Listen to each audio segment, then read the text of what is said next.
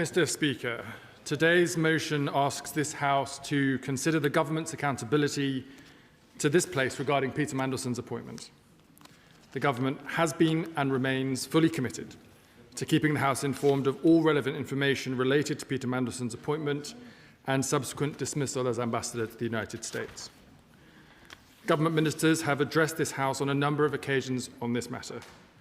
The Prime Minister has set out to this House that while much of the debate on this issue has focused on process, at the heart of all of this is the decision to appoint Peter Mandelson in the first place. The Prime Minister has been upfront about that and takes responsibility for it. The Prime Minister knows that he should not have made the appointment. He regrets the decision and he apologises, in particular to the victims of Jeffrey Epstein for doing so. Those women and girls have been subject to intolerable cruelty, disgusting abuse, and yet to date without justice. And their experiences should be taken seriously and they should be listened to. So, Mr. Speaker, I do not come to the House today to defend that decision. It was the wrong one.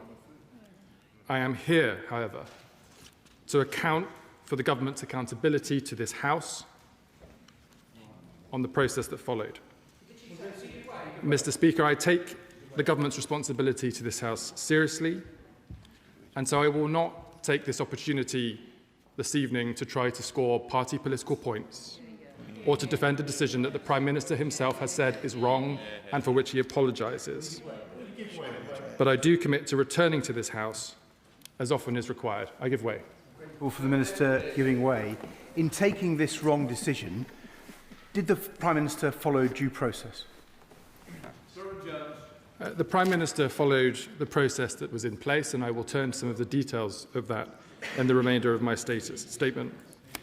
Mr. Speaker, on the 11th of March, I addressed the House in response to the humble address, as we released the first tranche of documents relating to Peter Mandelson's appointment and his subsequent dismissal.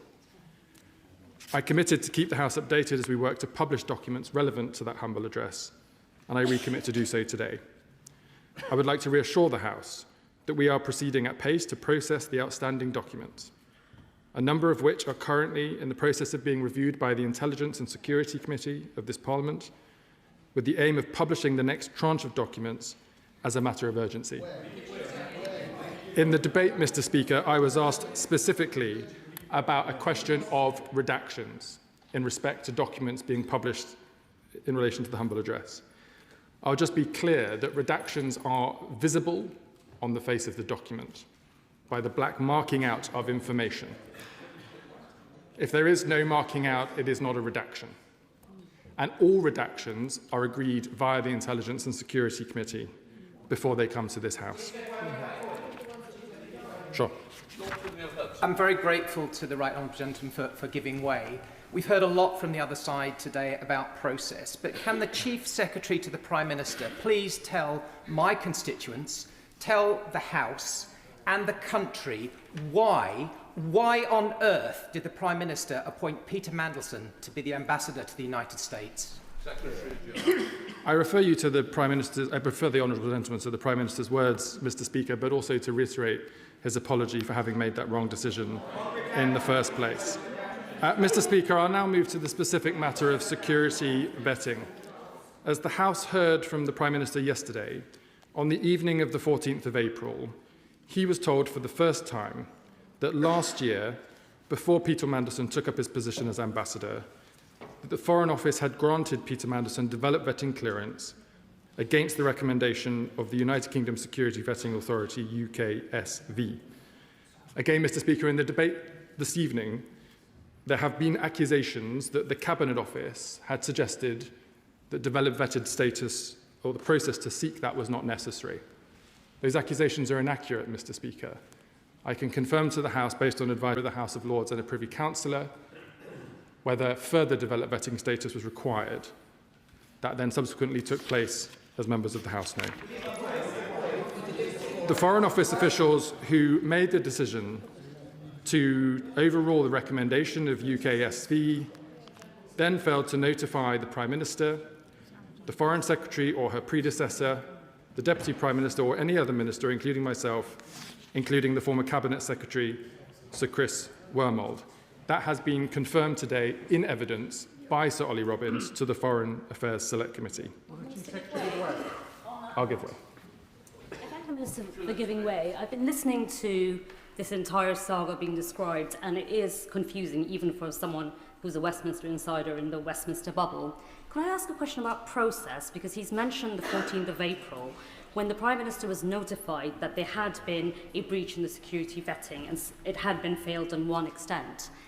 At that point, could he explain to me the process of what the Prime Minister would have had to do to gather all the information before coming to the House? So who would he have to speak to? What legal advice did he have to take? Who would he have to consult? And what permission did he have to have? This is important. What information did he need to have before he came back to the House? I want to know, and my constituents want to know. I thank my honourable friend. As the Prime Minister has made clear to the House, and indeed via the publication of a minute of the meeting in which he was informed of this information, the Prime Minister made it immediately clear to his officials that he intended to come to this House to inform members of Parliament of the situation that he had just been told, but that he needed an urgent set of information about who had made what decision when in order to be able to provide the full facts to Parliament. On Tuesday the 14th, this is when the Prime Minister instructed officials to establish the facts urgently. And Mr. Speaker, I agree with the Prime Minister that he should have been informed of this a long time ago, as should this House. There were multiple opportunities for this issue to have been raised, not just including when the decision to grant Peter Mandelson developed vetting status was initially made, but then subsequently when the Prime Minister asked the former Cabinet Secretary to assure him that all due process had been followed, and he had been assured of that, and then subsequently when the Foreign Secretary and the then Permanent Secretary of the Foreign Office provided a signed statement to the Foreign Affairs Committee confirming, and I quote, Peter Mandelson's security vetting was conducted to the usual standard in line with established Cabinet Office policy. The Prime Minister has clearly said that he was right to sack the senior civil servant, Oliver Robbins. So can the Minister guarantee that the government will contest any employment claim from Sir Oliver Robbins for unfair or constructive dismissal all the way to the Employment Tribunal and will not use taxpayers' money to pay off this gentleman to avoid that outcome? The Honourable Lady will know I am not at liberty to comment in respect of any potential claim to the Employment Tribunal. Peter Mandelson's security vetting was carried out by UKSV between the 23rd of December 2024 and the 28th of January 2025. This included collecting relevant information and interviewing the applicant, in this case, on 2 occasions. One issue was raised in the debate about this particular time period, where there is suggestion that Number 10 applied pressure on officials at the Foreign Office in relation to the security vetting process. It was confirmed in testimony today before the Foreign Affairs Select Committee that no such pressure was applied beyond asking for the process to be completed as quickly as possible, and by Sir Ollie Robbins that no personal contact was made of him via telephone or message, testimony from the official himself in front of the Foreign Affairs Select Committee. Then, on the 28th of January 2025, UKSV recommended to the Foreign Office that developed vetting clearance should not be granted to Peter Mandelson. The following day, on the 29th of January 2025, Foreign Office officials made the decision to grant developed vetting clearance for Peter Mandelson nonetheless. This was an established process for the Foreign Office, which had the authority to be able to make those decisions. And it is worth reiterating this for the sake of clarity, as the Prime Minister did yesterday, that UKSV makes decisions for many departments in government, but not for the Foreign Office.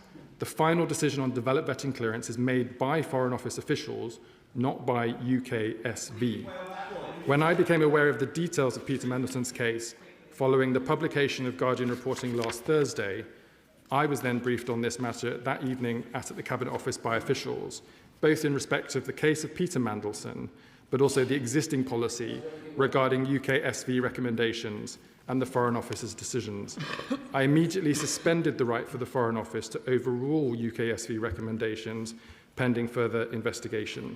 And in reply to my honourable friend from Hales Owen, I can confirm that the review that Adrian Fulford will be conducting for the government should be completed in around 4 weeks, so that we can take a quick decision to the proper functioning of the process.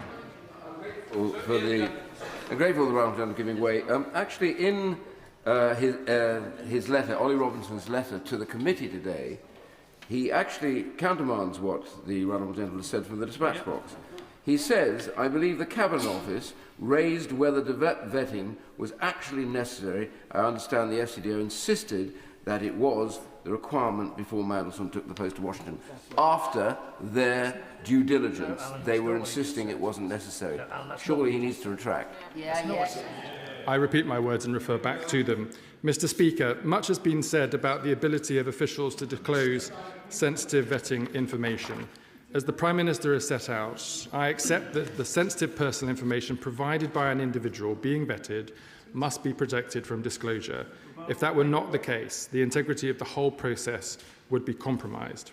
However, what neither the Prime Minister nor I accept is that the appointing minister cannot be told of the recommendation made by UKSV, nor does the government accept that Foreign Office officials could not have informed the Prime Minister or the Foreign Secretary or the Cabinet Secretary of UKSV's recommendation, whilst also maintaining the necessary confidentiality that vetting requires. The Civil Service Code on this issue is clear, not in just normal practice, but especially in relation to when ministers are giving evidence to Parliament, as was the case via correspondence from the current Foreign Secretary to the Foreign Affairs Select Committee.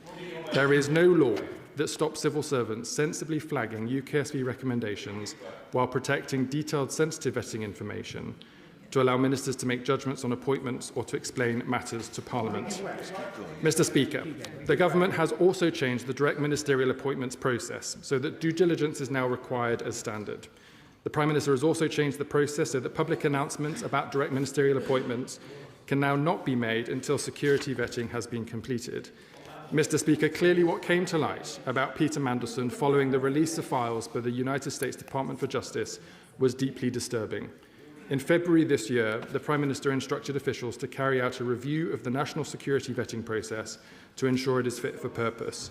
I can confirm, Mr. Speaker, that the terms of reference for that review have now been updated to include the means by which all decisions are made in relation to national security vetting. The government has appointed Sir Adrian Fulford to lead this review, and for completeness has separately asked the Government Security Group in the Cabinet Office to look at any security concerns raised during Peter Mandelson's tenure as Ambassador to the United States, in answer to the question raised by the Honourable Member for Bromsgrove. We will publish terms of reference, and the Government commits to returning to the House on its findings and recommendations. Mr. Speaker, just two other questions that were raised during the debate. One, there has been accusations made of the Prime Minister, both in this House of misleading and outside of this House of lying. That has been shown today by evidence in the Foreign Affairs Select Committee to be not true in any way. And I am sure the House will be as concerned as I am that whilst officials felt unable to provide this information to ministers, this information was made available to the Guardian newspaper. As a consequence of that, I can confirm that a leak inquiry is now underway. In conclusion, Mr. Speaker, I thank Right Honourable and Honourable Members for their contributions to today's debate. This is my 6th address to this House on the appointment of Peter Mandelson as Ambassador to the United States of America. I recognise the House will want to know about the next steps in respect of the publication of the remainder of the information relevant to the humble address that was not included in the first tranche. I commit to the House that we will release this further material shortly, subject to the processes ongoing with the Metropolitan Police and the Intelligence and Security Committee, and we will continue to keep members updated as we make progress. Mr. Speaker, I commend the statement to the House. Leader of the Opposition, Kevin Badenoch. Thank you, Mr. Speaker. And let me start by thanking members from across the House for speaking in this debate today. We heard many powerful statements. I'm particularly grateful to the many speakers on my side, including the members for Chingford, Ruislip, Goole, Morden and Weald. I found myself nodding along to the member for Leeds East, The first time I think that has ever happened. But, you know, Mr. Speaker, we heard very, very good speeches from the member for North Herefordshire, from Largan Valley, East Wiltshire, St Neots, North Antrim. This is membership from all sides of the House giving powerful statements. Members of all parties who know that this story doesn't add up. We have also heard some statements supporting the Prime Minister, which can only be described as brave. As I said when I opened the debate, I do feel for the Minister sent here today on the Prime Minister's behalf. He is the latest person to have to carry the can for the Prime Minister's mistakes. He could never have given this House the answers it deserved to hear about what is, at its core, a failure of the Prime Minister's judgment, a failure of the Prime Minister to follow process, and a shocking failure of the Prime Minister to take responsibility for his own mistakes. Not just apologise, take responsibility. The Minister could not answer why the Prime Minister decided to appoint Peter Mandelson to our most important diplomatic role, despite many members asking, in full knowledge from the due diligence that Mandelson was a security risk. He could not answer why the Prime Minister chose to ignore the Cabinet Secretary and appoint Peter Mandelson before he received vetting. That was clearly not the process at the time, despite what the Minister is saying at the dispatch box. He's saying they've changed the process. The advice in November 2024 was to carry out the security vetting. So what process are they changing? One he's just making up. He could not answer why the Prime Minister put the Foreign Office under constant pressure to approve the appointment. He could not answer why Number 10 were dismissive of the entire vetting process. He could not answer why Number 10 also asked for the disgraced Matthew Doyle to be made an ambassador and hid this from the Foreign Secretary. And he could not answer why the Prime Minister sacked Ollie Robbins if he was following a process which he claims was there already. Doesn't make any sense. He couldn't answer because only one man can. That man is not here today. I do not know whether he thinks he is above answering these questions. We'll try again tomorrow. I do not know whether he still somehow thinks that he did nothing wrong, but I'll tell you what I do know. The Prime Minister has put the country's national security at risk. He is not fit for office. He must take responsibility. It is time for him to go. The question is, as on the order,